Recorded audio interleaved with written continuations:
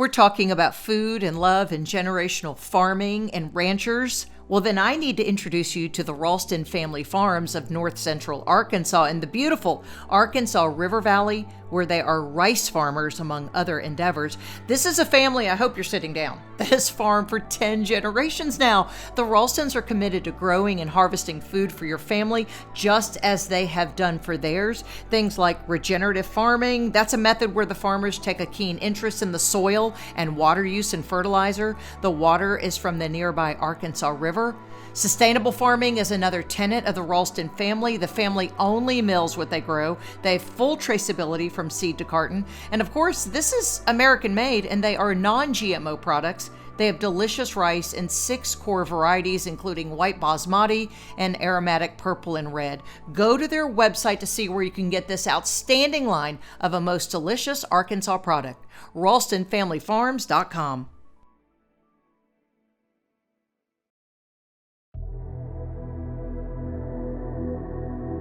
We are all finding our way through unprecedented times, a change in perspective of our own life.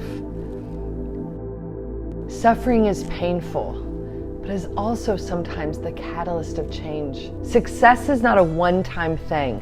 It's a revise, a rebuild, a redo until it works. This is my time to teach and nurture those who have chosen to show up. This is our time. With fierce determination, I knew they were worth investing in. Whether it's Evan, Kate, or Merritt, these are the people that I have chosen. This is 2021. We are unstoppable. We are Carper Photo.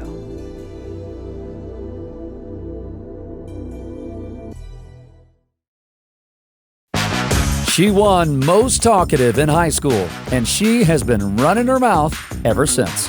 Welcome to the Lisa Fischer Said podcast with your host, Lisa Fischer.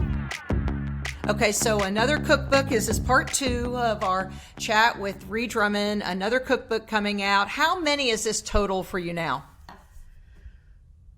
Oh gosh, this is 7, I believe.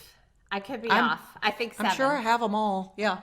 I love them all. So it's amazing that you can think of a new recipe. And I mean, how many recipes do you put in these? 40, 50, 60? Oh, it's 120 in this one. And usually it has ranged from about 110 to about 130, believe it or not. So we landed at 120 this time, but it's kind of, that's one of the questions I get asked the most is how in the world do you come up with that many different recipes? And I swear some days I think I am one season away from completely being out of things to cook unless I do it standing on my head, and then we can just say, you know, they're all new recipes because they're upside down or something. But right. You know, but the thing is, if you ever slow down, that's when it stops. But as long as you stay engaged and creating, and a lot of things obviously are built on other things I've cooked. There's sort of variations on the theme, and things sometimes I try in restaurants if I'm on a trip and I go home and kind of do an at-home version of it. But yeah, that it's every now and then you kind of get a little overwhelmed by the amount of recipes. Now, some of the recipes in this cookbook are recipes that I cooked during my quarantine months of my cooking show. And the part of what informed some of those recipes, and the reason I'm calling the cookbook Super Easy, is that we were, really stuck for a good time frame without certain ingredients. And I had, fortunately, a freezer pretty full of staples and some other kind of freezer-friendly supermarket items. Or I would have been sunk in some ways. I went into our restaurant and kind of depleted a few things in there. But so a lot of the things are freezer supermarket items, staples. I call them superhero shortcut ingredients. And I have a whole section in the cookbook that shows you the glory of prepared pestos in jars and pouches. And then I've got Cool Whip front and center, Lisa.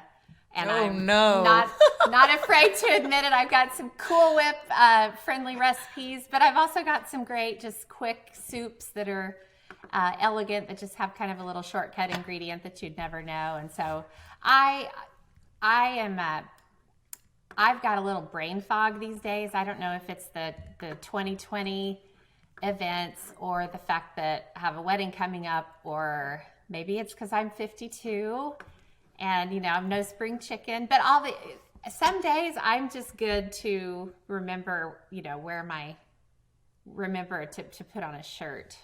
I get you.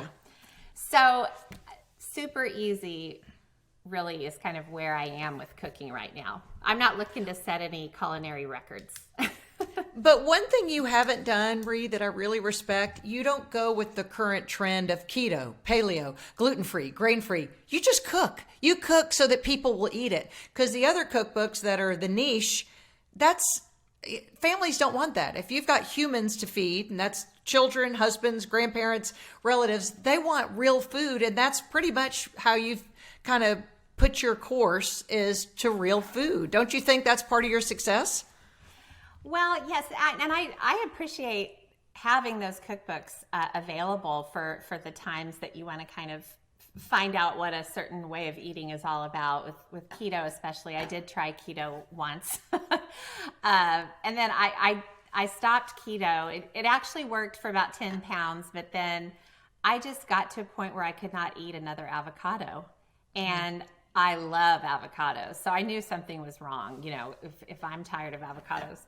But in terms of the cookbooks that I want to create, they definitely have to authentically represent what I'm cooking my family. Otherwise, it just wouldn't work at all. And practically speaking, keto or gluten-free or dairy-free probably isn't something that the Drummond household is going to adopt. Hopefully no one will have to do that. But so it's kind of nice just to stay in my lane, basically. It doesn't mean that I'm not willing to try different things. And in fact, in my previous cookbook, it was called The New Frontier.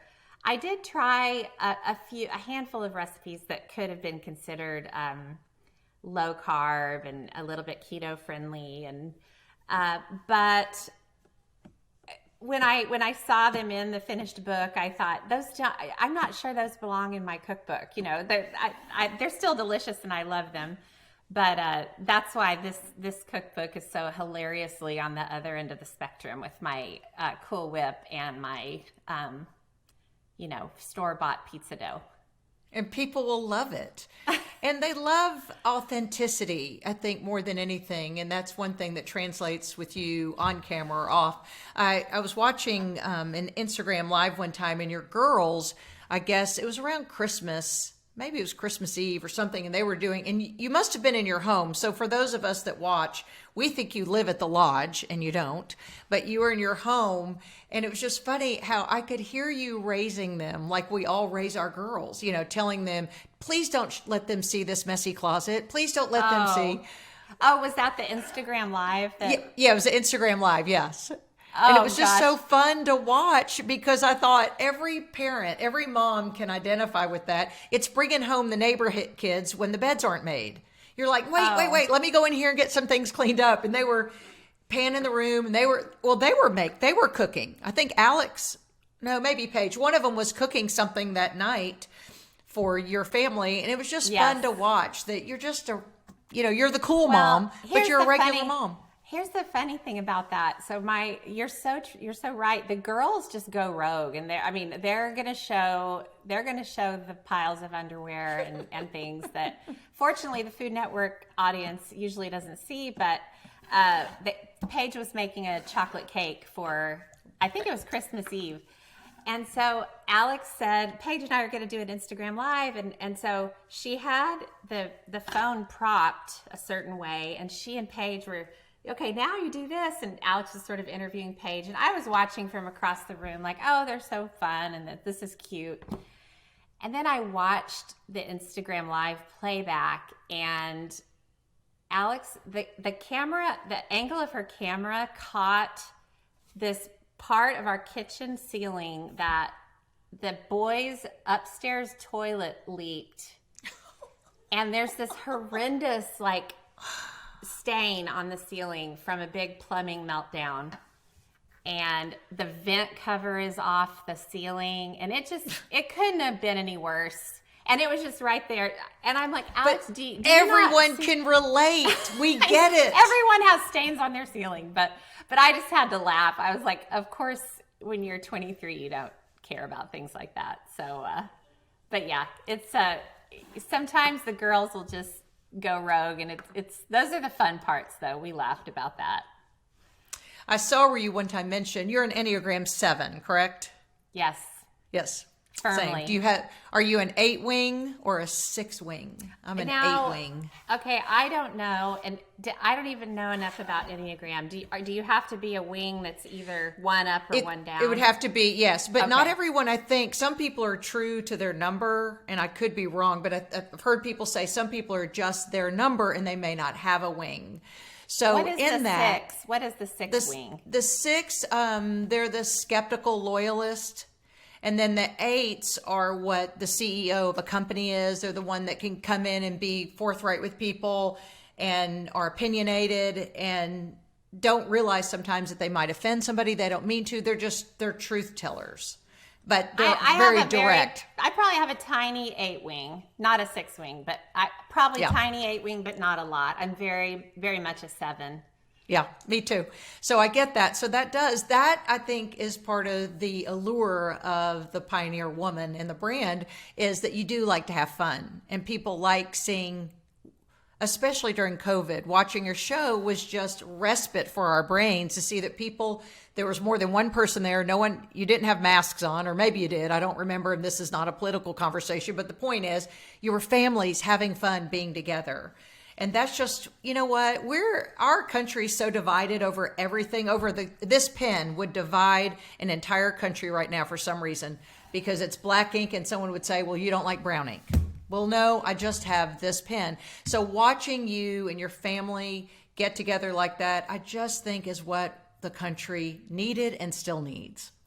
Well, that's so kind of you. And I think, being a 7, you can probably relate to this. I was just, I was reading, you can find some pretty in-depth descriptions and analyses of your Enneagram type. So, of course, I'm a 7, so I'm going to read about 7 because, right.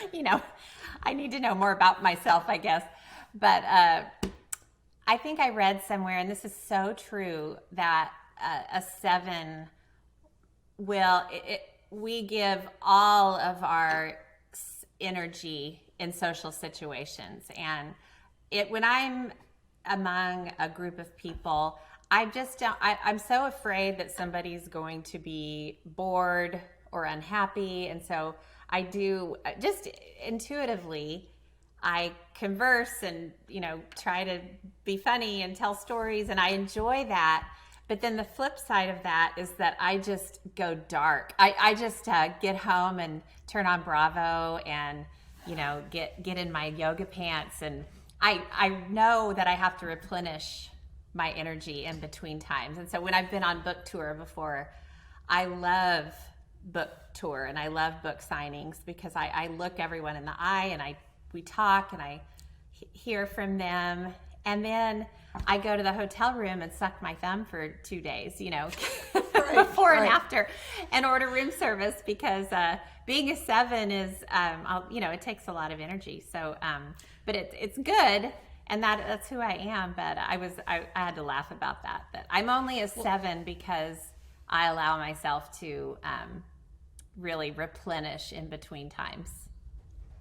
Well, that's known as an ambivert.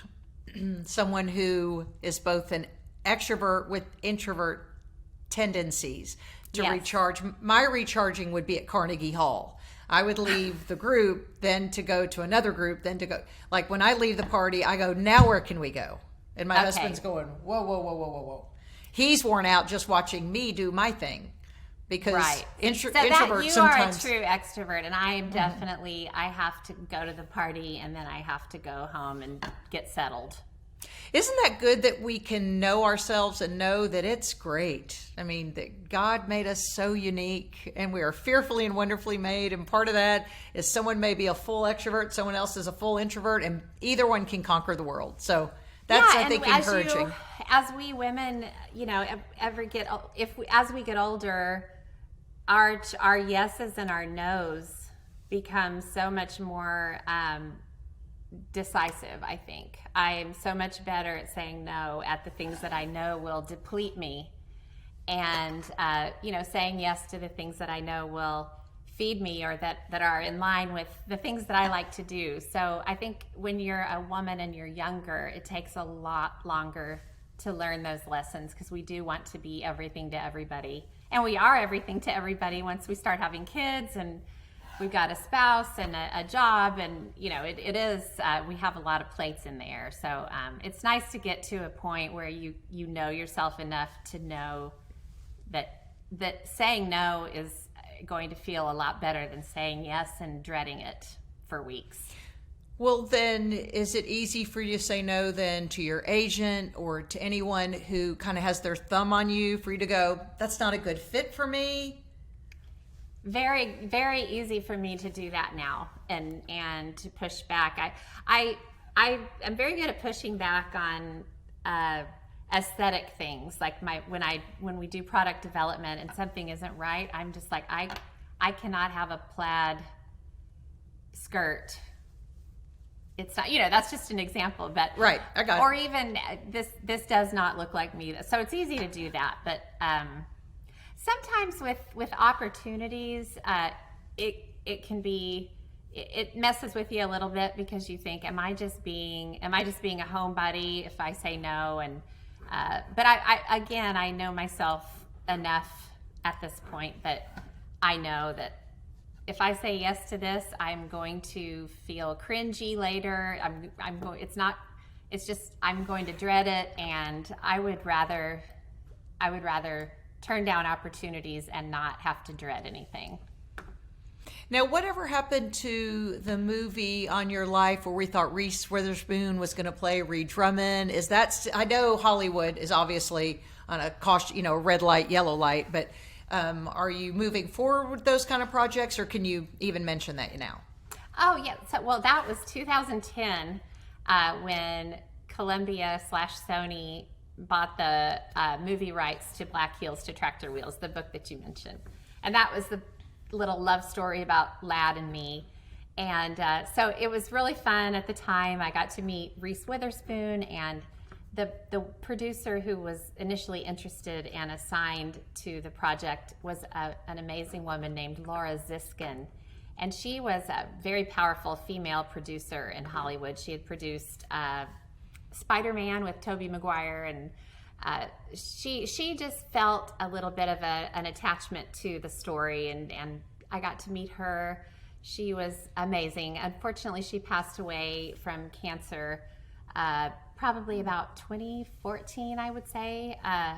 And at the time, her projects were tabled. Now, her partner, a really great woman named Pam Williams, and I got back in touch a few years after Laura died, and Pam wanted to sort of bring back Black Heels to Tractor Wheels. And we talked about it, and possibly being sort of more of a TV movie situation. And I ultimately just kind of decided that I think the ship had sort of sailed on the story. And I love the story on its own, and I think it would take a lot of work for me to keep it in the Ree and Lad realm, and not let it become too silly and too movie-ish. So we decided not to do it, but I have nothing but great memories from that whole experience. I got to go and meet Reese and had a great day, and we meet some great people in the process. So, but that's an example of something that we could have made it happen, but it would have required a certain level of management and energy from me that wasn't right for me anymore. So the book stands on its own. It's a great book. It's a sweet book, and that's something everyone should get a copy of. Now let's talk about what you like to binge. Are you into the true crime genre like the rest of us? Yes. So I was a big early true crime podcast person. Serial, of course, podcast. Adnan Syed was my first big binge. I actually binged it driving my daughter to Texas A&M. So that's That's great. and then I listened. Did you do Sugartown or S-Town after that? S-Town is my favorite podcast of all time, and I just Wasn't that great? It's beyond. It's a work of art to me. To me, it's like a Pulitzer situation. But I put a lot of stock in the podcasts I listen to. But I just think that's. I cry when I listen to S-Town because it's just so beautiful. And my two friends, Sophie Hudson and Melanie Schenkel, we'd like to talk about S-Town because Sophie, they're old blogger friends of mine, but Sophie lives in Alabama, so she can kind of relate. But I got to a point where this is kind of embarrassing to admit, but I think I'm desensitized, and so it takes a lot of true crime to hold my interest. It either needs to be really well done, like the original Serial podcast, or it just has to be the craziest story that I've ever heard. Did you do the Dirty John, Dr. Death, and all that? Because those were good. Dirty John was very good. Dirty John was very good, and then they made that into a series. But the Lori Vallow story just dropped. Dateline now. Keith Morrison has his podcast, and everything he says, you're Doomsday gripping. Mom. I listened to it. Oh, was it not unbelievable? It was. And that story has not been told. I mean, the whole story's not been told because there's still more to that story. That is a heartbreaking story. I also love. It took me a while to give this podcast a chance, but My Favorite Murder with Karen Kilgariff and Georgia Hardstark. I started listening to them on a book tour, and they sort of became my friends. Just in my mind. Do they know that? Yeah, right. Well, right. Probably not. But in my mind, they were my friends on planes, and I'd listen. But but then my other binge, I'm hopelessly devoted to Bravo shows, particularly Vanderpump Rules and a lot of the Real Housewives franchises. And part of it is, it's like I've been in this relationship for so many years with these women on Real Housewives, and I can't walk away now. I have way too much time and focus invested in our relationships. There was drama yesterday with the Salt Lake City wives. So you'll have to Google that when you get a minute. And in fact, I haven't watched Salt Lake City yet. I tend to stay with my OG casts, but people are telling me I have to watch Salt Lake. So and I'm just not ashamed at the TV I like to watch. It's kind of my safe place. But so my husband walks in and he'll go, let me guess, another true crime. And I'll say, yes, this one is abductions, though. I had a big abduction thing where I was watching all the abductions. And he'd say, because murder's not enough? I'd go, Because once you get sucked in, then you start looking on your device. It'll show you, if you're interested in this, you're going to like this. And then you go down a rabbit hole. So I do it also because Hulu has some obscure ones that aren't well done. I mean, they're Lifetime movies. They're not that great. But clearly, I have the time to watch them because I get sucked into those as well. So I get it. Lad is a total just spectator to my downward spiral of crime media. But what I do two things. So my AirPods are my best friend, and I've been on the Mother of the Bride diet, so I'm doing a lot of walking and rowing, and but I've got to have a podcast when I walk down our road. And unfortunately, I listen to true crime most of the time, and I scare myself, and because I'll be like 2.5 miles from our house on a rural road, and I'm like, this is where it always happens, But then the other part of it is I'll listen to a 1-episode podcast. Some podcasts just cover one crime per episode. And then Lad will come in and I'll be on my computer, like Googling like Columbia, Missouri. Oh, totally. Marital murder. And, I look, there are these mug shots and Lad will walk in and go, what are you doing? You know what? What are you doing? I'm like, never you mind. Did you watch the one on Hulu? I think she might have gotten the Academy Award for it, where she was the mom with the Munchausen syndrome by proxy and had Gypsy Rose, the daughter. Well, I listened. Oh my gosh! I listened, and I listened to a podcast with that. Right, me too. That was something else. That is an incredible story, really. Yeah.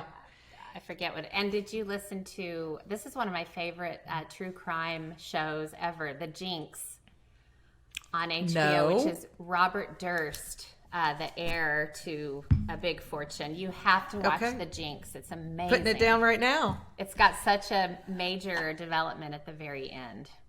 Okay, speaking of good shows to watch, did you see Your Honor on Showtime with Bryan Cranston? No. It was better than his Breaking Bad days. It's probably the best work he's ever done. And some of it was shot during COVID, and so it delayed their production. But it's one of the most, I had trouble sleeping, and my husband and I couldn't watch it before 7 o'clock because then we couldn't sleep. We'd lie in bed talking about, well, now what's going to happen? Then what do you think's going to happen? And it's the length you would go to protect a child. Okay. Is it a true story? No. See, I have a hard time. This is a problem I have, is that I have a really hard time with fiction. I have to consume. I agree. I understand. Documentaries and I want to see the news clippings, and me too. Lad cannot stand documentaries. He wants to be taken away with I love big documentaries. epic movie, and he wants to forget about real life when he watches Then TV. Did you see Crime Scene at the either Cecil or Cecil Hotel and Night Stalker? Because Night Stalker had a part in the Cecil or Cecil Hotel, however they pronounce it, that he was a part of that. And those are crazy stories. And it had actual footage from LA from 20, 30 years ago, whenever, well, his was in the 80s, but the other things with that hotel, that was crazy. And that every bit of that is true. I feel sorry for your listeners who have no interest in gory crime things. I can't imagine. I could talk on and on about it, but then they're not my people. My people are people that want to know about these stories about families that they have no idea who they are, and then you spend all your time on your device going down the rabbit hole, catching up with what has happened since then, because that's what happens. Once these are produced, as you know, and then they drop, but it could have been in production 18 months ago. Well, since then, something's happened. Right. I think what I like, I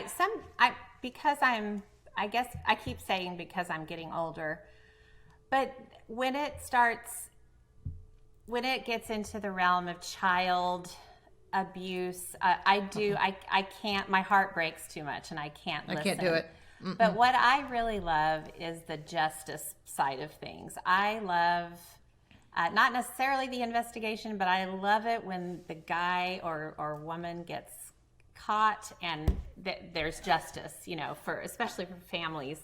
But and I've been listening to a lot of white collar crime podcasts, like what's it called?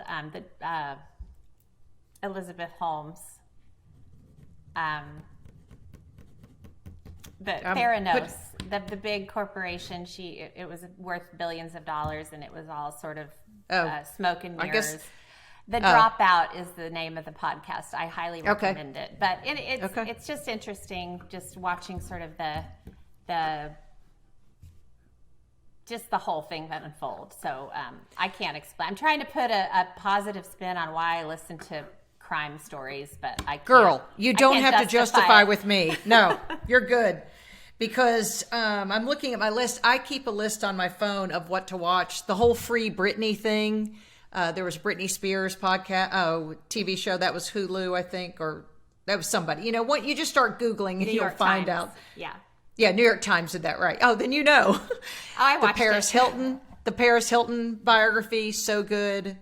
So good. It's really nice. It's nice to see the story that was really happening as we were seeing, all of these celebs become famous but it is interesting to see, the struggles and the real story, because everybody has a real story, behind. The Paris Hilton one affected me that way because I watched her be a wayward teen, and we were manipulated to watch one side of the story when her parents really were thinking this was not the best fit for her. Of course, they sent her to that camp and she was abused, and that is uncovered in that documentary, where then her mother is presented with this harrowing story that her own daughter was abused at this camp where they sent her off to. And so my heart broke as a mother.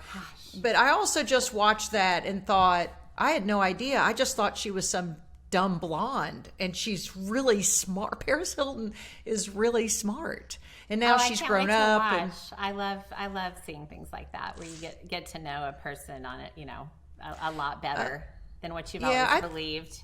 I think I had a lump in my throat. I think I cry easily anyway, but I over empathize with people, so I put myself in their shoes and think, oh, that's why you walk through that. That's why this happened.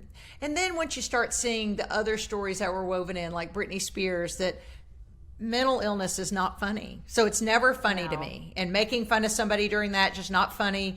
Addiction's not funny to me. But once you start seeing that that's woven through the story, it makes sense. So my cynical mind always thinks when I hear a story that there's addiction or mental illness a part of it, because it's such outrageous behavior. And not as a judgment thing, but just as a deductive reasoning. And I guess it's all those years listening.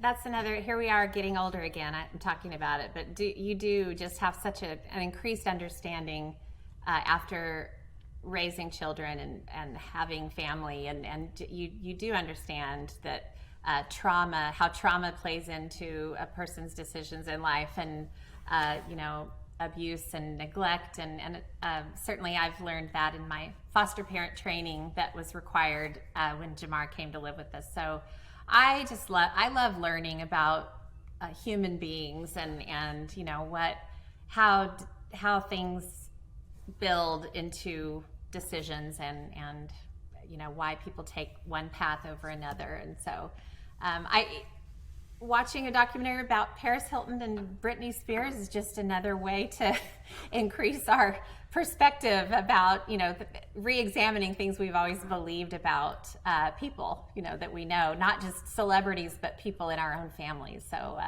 it's good to kind of knock down assumptions that we've always had and re-examine things. Well, that's your assignment. You watch those. 7 Enneagrams are getting deep today.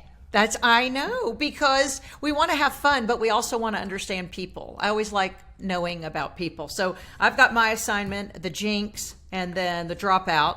And then you've got your assignment, the two, the Britney Spears and the Paris Hilton ones. And we'll talk via social media somehow. And so we will I know both read Dostoevsky. Oh, wait, those are hard words. Not really. Okay. All right. I'll have to put that down too. Hey, thank you so much for doing this. To my live studio audience in the other room, we thank you. Thank you so much. Thanks for listening to the Lisa Fischer Said podcast. Be sure to hit subscribe and download all the episodes and leave a review, won't you? The Lisa Fischer Said podcast is produced by ClantonCreative.com.